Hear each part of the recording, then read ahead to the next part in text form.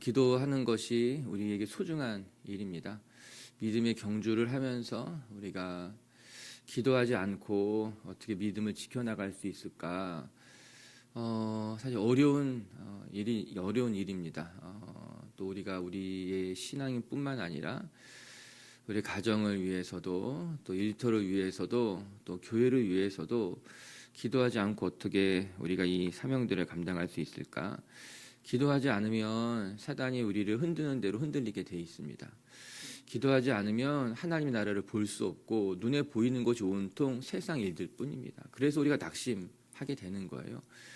요한계시록이 귀한 것은 모든 성경책이 귀하고 다 소중한데 요한계시록이 좀 다른 것은 바울의 서신서 같은 것은 굉장히 논리적으로 하나님의 나라를 설명하고 있다면 요한계시록은 요한이 본 환상을 통해서 직관적으로 우리가 배우게 되고 깨닫게 되는 것이죠. 또 소중한 일입니다. 귀하고 전혀 다른 접근이죠. 하나님의 나라에 대한 말씀에 대한 메시지에 대해서 우리 빛의 교회 식구들이 기도의 자리에서 하나님의 나라를 볼 수 있기를 바라고 보이는 것에 또 들리는 이야기에 여러분의 마음이 이렇게 휘둘리는 것이 아니라 영원하신 주님의 나라를 바라보는 성도님들 되시기를 주님의 이름으로 축복합니다. 할렐루야. 온라인으로 예배드리는 분들도 축복합니다. 한 명 한 명 이름을 불러보고 싶지만 많은 이름이라서 불러 다 부르기에는 시간이 걸릴 것 같습니다. 자, 말씀 같이 나눕시다. 예수님이 하나님의 손에 있는 두루마리 책을 취하시며 앞에 본 4개의 생물과 또 24장로들이 어린 양 대신 그리스도 앞에 찬송하는 모습을 우리가 보고 있습니다.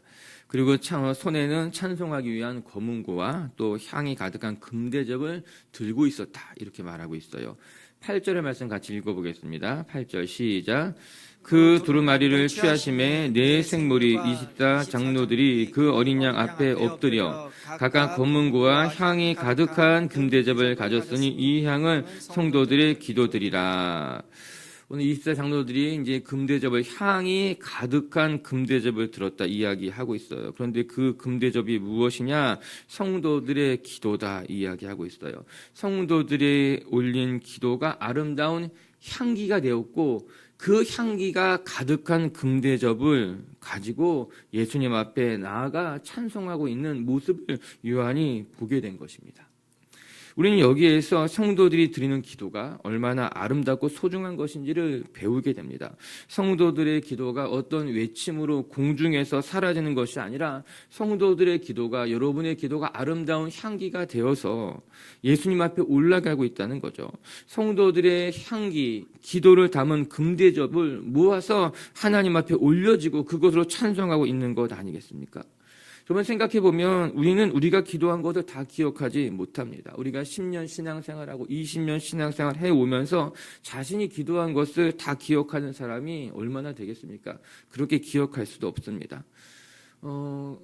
그럼에도 불구하고 우리는 하나님 앞에 말하기를 하나님이 내 기도에 응답하지 않는 것 같고 하나님이 내 소리에 귀를 기울이지 않는 것 같다고 섭섭한 마음을 가지고 이야기할 때가 있죠. 그런데 오늘 말씀을 보시기 바랍니다. 우리가 하나님 앞에 드린 기도를 우리는 다 기억하지 못한다 할지라도 하나님은 우리의 기도를 아름다운 향기로 받으시고 하나님 앞에 올려줘서 기억하시게 된다라고 하는 거예요. 하나님은 여러분이 드린 기도 하나하나를 어느 것 하나도 그냥 버리지 아니하시고 아름다운 향기로 흠양하실 뿐만 아니라 그것을 기억하시고 때에 맞춰서 정확하신 때에 응답하시는 분이 하나님이라고 하는 거예요. 여러분 성도들의 기도만큼 귀한 것이 어디 있겠습니까? 그래서 성경은 성도들의 기도가 아름다운 향이라, 그 아름다운 향기가 금대접에 담겨져 있다 말하고 있는 거예요. 모두 이 기도의 자리가 여러분의 삶의 가장 소중한 자리이고 여러분이 올려드리는 그 기도가 하나님 앞에 아름다운 향기가 된다는 것을 기억하시면서 이 기도의 자리를 더 아름답게 만들어 가시고 여러분의 삶의 자리에서 더 아름다운 향기를 올려드릴 수 있는 성도님들 되시기를 주님의 이름으로 축복합니다. 오늘 어린 양 예수께 드려지는 찬송의 소리가 오늘 본문에 나와 있는데 이 찬송의 소리를 귀 기울여 보면서 찬송의 가사를 통해서 그들이 찬양하는 모습을 통해서 우리가 발견해야 되는 영적인 교훈들이 있습니다. 그리고 그것을 통해서 오늘 우리가 같이 한번 기도하는 시간이 되었으면 좋겠어요. 첫 번째 말씀을 통해 우리가 배울 수 있는 것은 예수님의 보혈은 우리의 모든 죄를 속량하시고 그뿐만 아니라 우리를 하나님 나라의 제사장으로 삼으시는 아름다운 능력이 된다라고 하는 겁니다. 이제 9절과 10절의 말씀도 읽겠습니다. 시작. 그들이 새 노래를 불러 이르되 두루마리를 가지고 그 인봉을 떼기에 합당하시도다.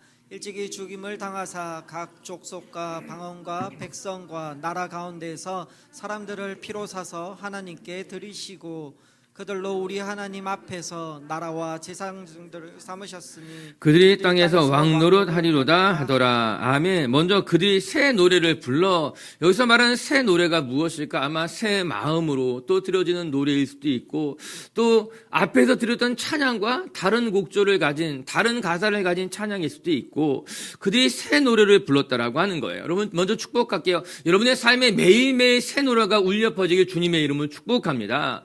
그냥 어제 받았던 은혜로 끝나는 것이 아니라 어제 들었던 찬송으로 끝내는 것이 아니라 우리가 드릴 찬송은 우리가 드릴 노래는 날마다 새로워져야 되는 거예요.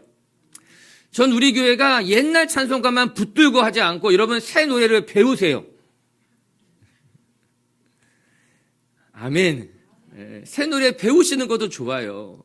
옛날 찬송가 너무너무 좋습니다. 너무너무 은혜됩니다. 100년, 200년, 300년 동안 흘러온 찬송은 힘이 있습니다. 오랜 시간 검증된 찬양이기 때문에 찬송가 너무너무 좋습니다. 그리고 새롭게 불려지는 노래도 너무너무 소중합니다. 하나님의 나라가 영원하다면 300년 전에 지어둔 그 찬송만 즐겨하는 것이 아니라 거기에 그냥 끝나는 것이 아니라 그러면 1900년도에 지어지고 1900년도에 지어지고 2000년도에 지어지고 2100년에 지어진 찬송은 사라지는 것이 아니라 계속해서 새로운 고백과 새로운 찬송과 그것이 만들어지면서 하나님의 나라가 이게 계속 이어지는 거 멋지지 않아요? 할렐루야. 사실 그것을 이야기하려고 하는 것은 아니고 오늘 찬송의 소리에 귀를 기울이면은 우리가 읽은 이 고백과도 같이 일찍이 죽임을 당하사 각 족속과 방언과 백성들과 나라 가운데서 사람들을 피로 사서 하나님께 드리고 이렇게 9절에 고백하고 있는 거예요. 즉 오늘 찬송의 1절은 무엇인가 하면은 십자가에 달려서 죽으신 예수님을 찬송하는 거예요. 그리고 그 죽으심으로 말미암아 모든 족속과 모든 나라와 백성들을 하나님이 구원하셨다라고 하는 겁니다. 여러분 예수님의 죽음은 단순한 사망이 아니라 온 나라와 족속들을 속량하시고 구원하시는 하나님의 능력이 되었다라고 하는 거예요. 여러분 그렇기 때문에 천사들이 예수님의 죽으심을 찬송하고 있는 것 아니겠어요?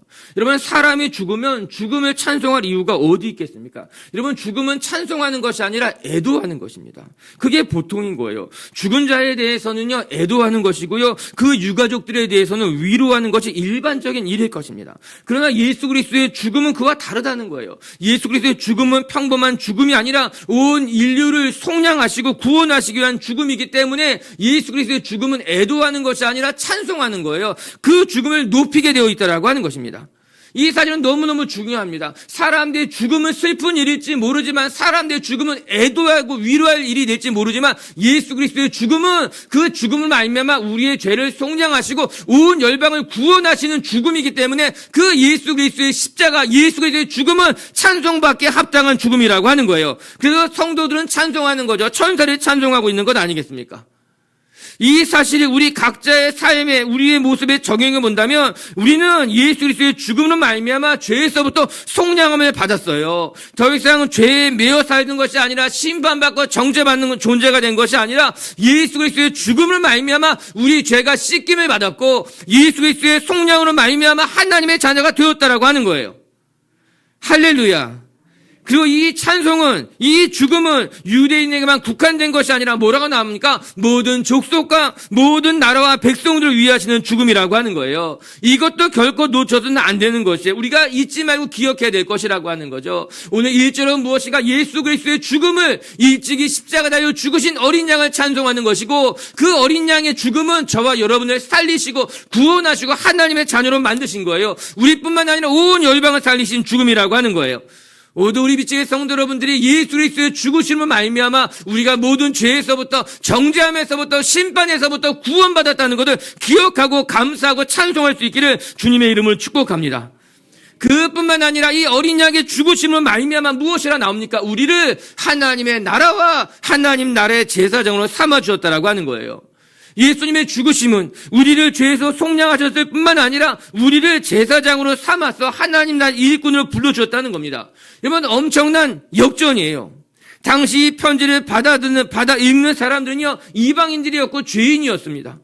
하나님의 나라에 선택받지 못한 이방인들이었을 뿐만 아니라 죄로 말미암아 살아가는 죄인들이었다라고 하는 거예요. 그러나 예수 그리스도의 십자가의 죽으심으로 말미암아 우리의 모든 죄가 속량받았어요. 씻김을 받았을 뿐만 아니라 하나님의 나라가 되고 하나님 나라의 제사장을 삼아 주었다라고 하는 거예요. 죄인인데도 불구하고, 이방인인데도 불구하고 하나님 나라의 일꾼으로 삼아 주었다는 겁니다. 바울의 고백이 생각납니다. 내가 죄수 중에 죄수, 괴수다. 그럼에도 불구하고 나를 충성되이 여겨서 하나님 나라의 일꾼으로 삼아주었으니, 바울은 죄인이었어요. 하나님의 나라를 핍박하는 사람이었지만 하나님은 예수 그리스도로 말미암아 그를 부르시고 그를 이방인을 위한 선교사로 하나님 나라의 제사장을 불러주신 것 아니겠습니까? 죄인이 제사장이 된 거예요. 할렐루야. 오늘도 우리의 삶이 예수 그리스도의 죽음으로 말미암아 죄에서부터 씻김을 받았고 이제 우리를 하나님 나라의 제사장으로 불러주셨다는 것을 기억하면서 제사장으로 살아가는 여러분들이 되시기를 주님의 이름으로 축복합니다. 그뿐만 아니라 또 있어요. 무엇이냐? 우리를 이 땅에서 왕노릇하게 하셨다라고 하는 겁니다. 10절의 말씀을 다시 한번 제가 읽어드리면, 그들로 우리 하나님 앞에서 나라와 제사장들을 삼으셨으니 그들이 이 땅에서 왕노릇하게 될 것이다. 이렇게 이야기하고 있는 건 아니었어요. 왕노릇하게 될 것이다. 실로 엄청난 변화가 일어난 것 아니에요. 여러분, 당시의 왕은 로마 황제입니다. 감히 로마 황제가 살아있는 것 앞에서 우리들이 왕노릇하게 될 것이라는 말을 어떻게 할 수 있겠습니까? 아주 놀라운 선포가 일어나게 된 거예요. 모든 나라를 제패한 것은 로마였어요. 그 로마의 우두머리였던 로마 황제를 숭배하고 있는 것 아니겠어요? 그가 이 세상의 통치자예요. 그의 통치가 미치지 않는 곳은 없다고 생각했어요.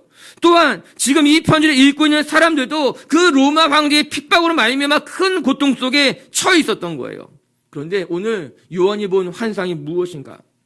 어린 양 예수 그리스도의 죽음으로 말미암아 우리가 속량받았고 우리가 이 땅의 나라가 되고 제사장이 되고, 그리고 나아가 결국에는 우리가 왕노릇하게 될 것이라고 말하고 있는 거예요. 엄청난 선포이죠. 지금은 내가 핍박을 당하고 있는데, 지금은 내가 이렇게 억울하게 고통당하고 있는데, 요한은 봅니다. 아니, 너희들이 이제 왕노릇하게 될 것이다 이야기하고 있는 거예요. 할렐루야. 오늘 이 편지를 받아들었던 이 고난받는 소아시아 교회 성도들은 이 편지를 통해서 엄청난 소망을 갖게 되고 핍박과 반란을 이기는 힘이 되었을 줄로 믿습니다. 우리 빛의 교회 성도 여러분들도 우리가 요한계시록 묵상해 가면서 눈에 보이는 것에 여러분이 지금 처한 상황에 매여 사는 것이 아니라 영적인 눈으로 여러분의 삶을 바라보시고 소망을 가지시고 하나님 나라 속에 살아가는 성도님들 되시기를 주님의 이름으로 축복합니다. 두 번째, 또 오늘 본문을 통해 배우게 되는 것은 찬송받기에 합당하신 분이 어린 양 예수 그리스도라고 하는 거예요. 찬송받기에 합당한 분은 오직 예수 그리스도시다 이렇게 이야기하고 있습니다. 우리 먼저 찬송의 소리를 한번 들어볼게요. 12절도 한번 읽어보겠습니다. 이게 이제 2절이에요. 시작. 큰 음성으로 이르되 죽임을 당하신 어린 양은 능력과 부와 지혜와 힘과 존귀와 영광과 찬송을 받으시기에 합당하도다 하더라. 아멘. 큰 소리로 이르되, 예수님을 찬송하는 소리가 작게 들린 것이 아니라 엄청나게 큰 소리로 들려왔다라고 하는 거예요. 우레와도 같고 큰 물소리와도 같은 그 찬송의 소리가 크게 울려 퍼졌다라고 하는 것입니다. 상상만 해봐도 엄청나게 장관인 것 아니겠어요? 동심원 구조였어요. 가운데 보좌가 있고 수정과도 같은 바다가 있고 내생물이 있고 24장로가 있고 그 뒤에 불려오는 찬송의 소리가 큰 물소리와 같이 우리의 소리와 같이 그 천상에 가득 울려 퍼지게 되었다라고 하는 것입니다. 여러분, 우리가 언제 큰 소리로 외치게 됩니까? 확신이 있을 때 외칠 수 있습니다. 모든 사람이 들어야 할 때 큰 소리로 외치게 됩니다.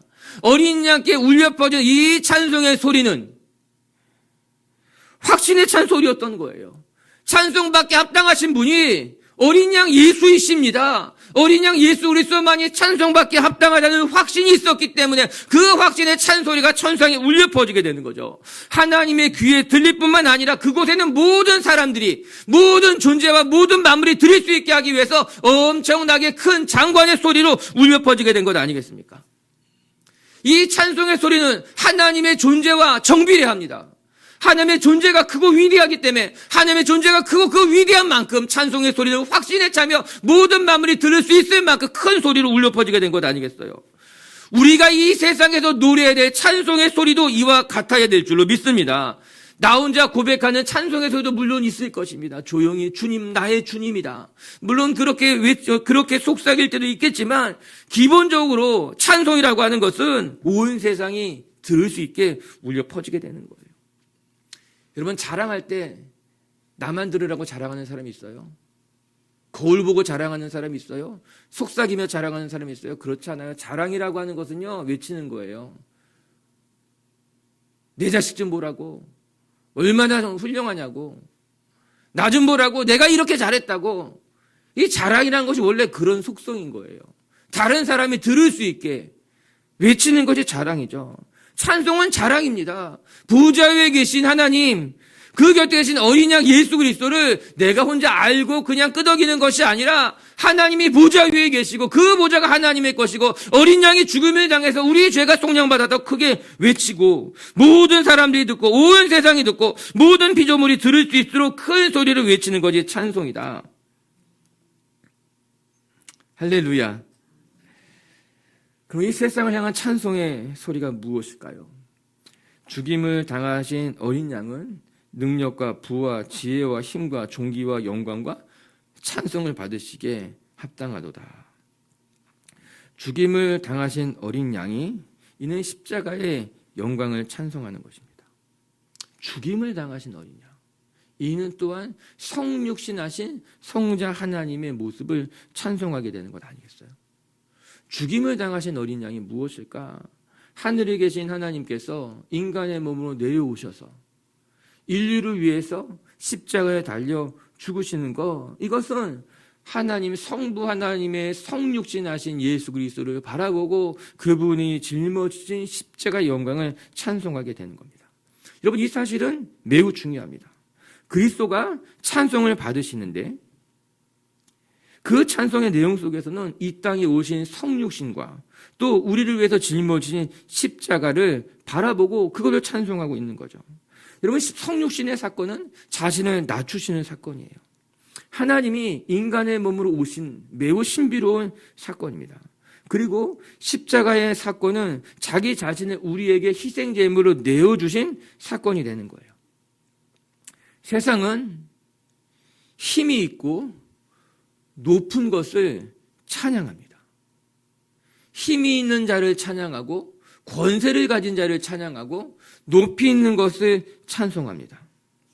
그러나 하나님 나라에 울려 퍼지는 찬송은 성육신하여 자신을 낮추신 모습을 찬송하고 십자가를 짊어지는 것으로 말미암아 희생제물로 자신을 내어준 것을 찬송하고 있다라고 하는 거예요. 이 찬송의 내용을 들으면서 우리가 진짜 이 세상에서 찬양해야 될 우리의 찬송의 소리가 어떠해야 될지를 분명하게 배우게 됩니다. 우리가 이 세상에서 찬송하고 높여야 하는 것은 이 세상의 힘과 권세와 높아짐을 찬양하는 것이 아니라 예수 그리스도와 같이 낮아지고 겸손해지고 희생하시는 것을 우리는 추구하고 찬송하고 노래하는 것이 마땅하다라고 하는 거예요. 여전히 세상은 높음을 자랑하고 힘을 자랑한다 하여도 우리는 낮아짐을 자랑하고 겸손함을 추구하고 희생을 아름답게 여기며 그것을 찬송하는 것이 오늘 천상계에서 울려 퍼진 찬송을 통해서 배워야만 하는 우리가 드려야 될 찬송의 모습이라고 하는 거예요. 여러분들은 오늘도 무엇을 노래하고 싶습니까? 내가 가진 힘과 세상의 높음과 권세를 노래하고 싶습니까? 그것은 세상에서 울려 퍼지는 시끄러운 소리에 불과합니다. 높아지고 시끄러워지고 힘을 세고 내가 너보다 낫고, 여러분 이것은 시끄러운 소리에 불과한 거예요. 전 우리 빛의교회 안에 이 시끄러운 세상의 소리가 울려 퍼지지 않게 되길 바랍니다. 내가 더 높아지고 내가 더 힘이 있고 내가 더 오래 교회 다녔고 이것이 높아지는 교회가 되는 것이 아니라 낮아지고 겸손해지고 희생하는 것이 우리가 추구해야 될 찬송의 소리고 우리가 바라봐야 될 성도의 모습이라고 하는 거예요. 다시 본문으로 돌아가 보면 오늘 이 천상에서 울려 퍼지는 찬송은 십자가에 죽으신 어린 양, 인간의 몸으로 이 땅에 내려오셔서 자신의 모든 것을 희생하신 그 어린 양 예수를 찬송하고 있다는 것, 우리도 그렇게 낮아짐을, 자신의 희생을, 그렇게 우리에게 자신의 모든 것을 내어주신 그 어린 양 예수를 찬송하고 여러분의 삶도 그렇게 주님을 닮아갈 수 있기를 주님의 이름으로 축복합니다. 그리고 13절이 있습니다. 이 13절은 또 이제 3절일 것입니다. 시작. 내가 또 들으니 하늘 위에와 땅 위에와 땅 아래와 바다 위에와 또 그 가운데 모든 피조물이 이르되 보좌에 앉으신 이와 어린 양에게 찬송과 존귀와 영광과 권능을 세세토록 돌릴지어다 하니, 이게 아마 천상계에서 들려오는 세 번째 찬송의 소리일 것입니다. 보좌에 앉으신 이와 어린 양에게 찬송과 존귀와 영광과 권능을 세세토록 돌릴지어다 하는 거예요. 그런데 이 3절의 찬송은 누가 부르고 있습니까? 요한계시록 읽어보게 되면 찬송의 소리가 합창단처럼 들리게 되는 거예요. 이 3절의 찬송은 누가 부르고 있는가? 또 내가 들으니 하늘 위에와 땅 위에와 땅 아래와 바다 위에와 또 그 가운데 있는 모든 피조물들이 이르되, 이 온 땅에는 모든 피조물들이 하나님을 찬송하고 있는 모습을 보게 된 거예요. 그리고 그 찬송의 소리가 어떠했는가? 보좌에 앉으신 이와 어린 양에게 영광과 찬송과 존귀와 영광을 돌릴지어다, 이렇게 이야기하고 있는 것 아니겠습니까? 오늘 요한은 24장로들과 생물뿐만이 아니라 그 천상에 있었던 모든 피조물들이 하나님을 찬송하는 모습을 보게 된 것입니다.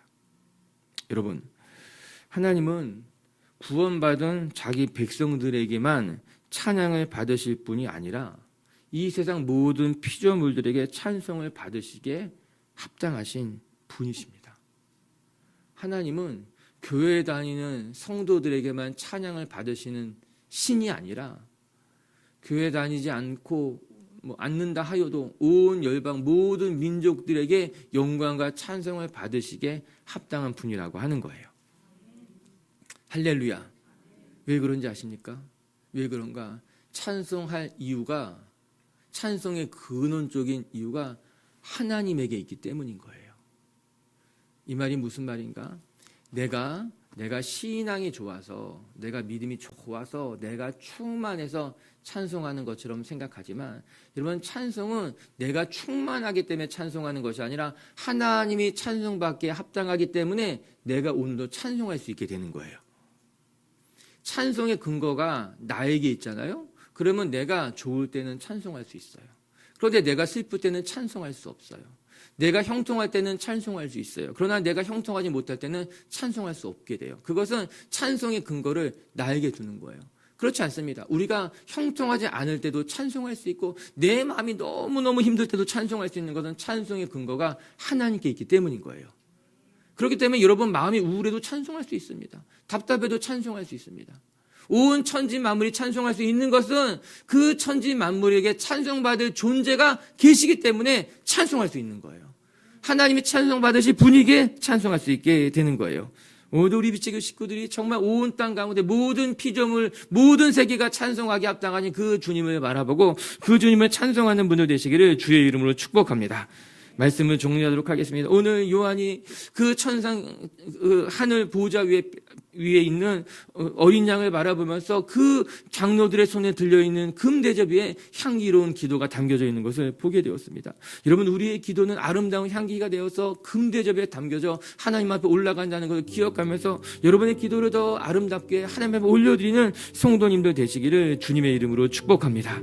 첫 번째, 무엇을 찬송하고 있는가? 예수님의 보혈이 우리의 모든 죄를 속량하시고 우리를 하나님 나라와 제사장으로 삼았다는 것을 찬송하고 있는 거예요. 모두 우리 빛의 성도 여러분들이 예수님 때문에 이제 죄에서 자유하게 되고 우리를 하나님의 자녀로 삼을 뿐만 아니라 제사장을 삼아주었다는 것을 기억하시기를 주님의 이름으로 축복합니다. 두 번째, 찬송받으기 합당하신 어린 양을 노래하고 있어요. 오늘도 모든 만물이, 모든 피조물이 주님을 찬송하는 것을 바라보고 여러분들도 그 주님 앞에 엎드려 굴복하고 찬송하는 분들 되시기를 주의 이름으로 축복합니다. 같이 함께 기도합시다.